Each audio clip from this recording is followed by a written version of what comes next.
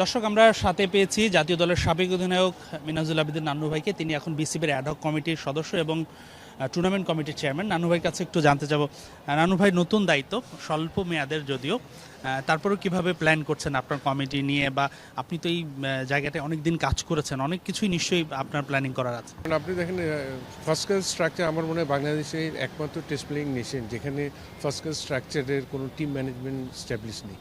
এবং স্ট্রাকচারগুলিতে আপনি দেখেন ফার্স্ট ক্লাসের হেডে আপনি যদি যখন চট্টগ্রাম, খুলনা কোনো জায়গায় ফার্স্ট ক্লাসের টিম ম্যানেজমেন্টের আপনার কেউ নেই, একটা মেডিকেল ডিপার্টমেন্ট পর্যন্ত নেই যেখানে আপনার স্ট্যাবলিশ আপনার ট্রেনার থাকবে, এখানে আপনার ফিজিও থাকবে, যাকে আপনার আমাদের এজ গ্রুপ থেকে শুরু করে ফার্স্ট ক্লাস ক্রিকেটারদের নার্সিং করা হবে ডিভিশন হেডকোয়ার্টারে।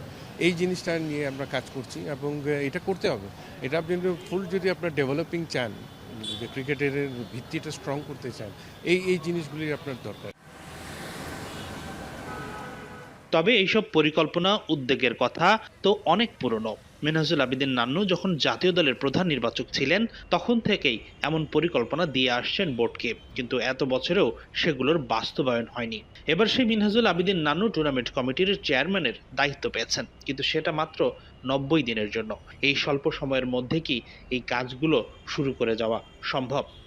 অবশ্যই শুরু করা যেতে পারে। আমরা একটা গাইডলাইন রেডি করছি যে যাতে পরে নির্বাচিত হয়ে যারা আসবে বোর্ডে এটা এইভাবে কাজ করতে হবে। এবং সামনে আমি সব এনসিএলের যারা কোচ ম্যানেজার এবার দায়িত্ব পালন করেছে, টিম ম্যানেজমেন্টের সাথে একটা মিটিং সেট করেছি আগামী সপ্তাহে।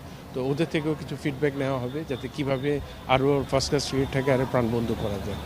সাবেক অধিনায়ক, সাবেক প্রধান নির্বাচক, বর্তমান অ্যাডহক কমিটির সদস্য, এমন নানা পরিচয় থাকলেও মিনহাজুল আবেদিনের প্রধান পরিচয় তিনি চট্টগ্রামের সন্তান। এই চট্টগ্রাম ছিল এক সময়ে জাতীয় দলের ক্রিকেটার যোগানের অন্যতম প্রধান উৎস।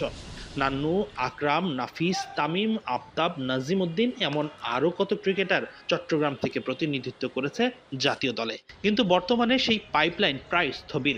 সমস্যাটা সবারই জানা, মাঠের প্রচণ্ড সংকট। স্থানীয় ক্রিকেটারদের অনুশীলন করার তেমন সুযোগ নেই বললেই চলে।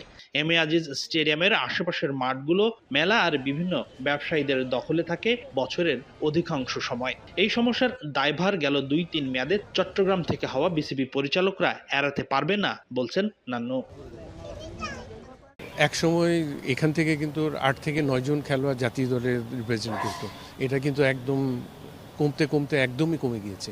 তো সেই জায়গায় আমাদের এখানকার যারা এজ গ্রুপের ক্রিকেটার আছে এদেরকে কিন্তু একটা ভালো জায়গা যদি আমরা দিতে না পারি, এখানে নার্সিং করার যদি একটা ভালো প্ল্যাটফর্ম না থাকে, এখান থেকে তো ক্রিকেটটার বেরিয়ে আসা খুবই কষ্টকর একটা ব্যাপার। এখনও এমিয়াজি স্টেডিয়াম, আজকেও আমি আসার পরে এমিয়াজি স্টেডিয়ামের আশপাশে যে খুবই খারাপ লেগেছে যে প্র্যাকটিসের জায়গাটা কোথায়। তো আমরা এতদিন আমাদের বোর্ডের এখান থেকে যারা রিপ্রেজেন্ট করেছে তাদের দায়িত্ব তো অবশ্যই ছিল যে। বাংলাদেশ নিউজিল্যান্ড টি-20 সিরিজ চলছে। প্রথম ম্যাচেই দারুণ জয় পেয়েছে বাংলাদেশ। এর আগে ওয়ানডে সিরিজের ট্রফিটাও নিজেদের করে নিয়েছে মেহেদী মিরাজের দল।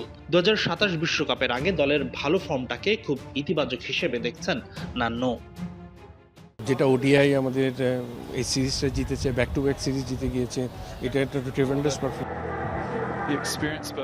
দর্শক, জাতীয় দলের সাবেক অধিনায়ক, সাবেক প্রধান নির্বাচক এবং বিসিবির বিভিন্ন ডিপার্টমেন্টে কাজ করার পূর্ব অভিজ্ঞতা, এত সব অভিজ্ঞতাগুলো এই 90 দিনের মাঝে যতটা সম্ভব কাজে লাগাতে চান মিনহাজুল আবেদিন নান্নু।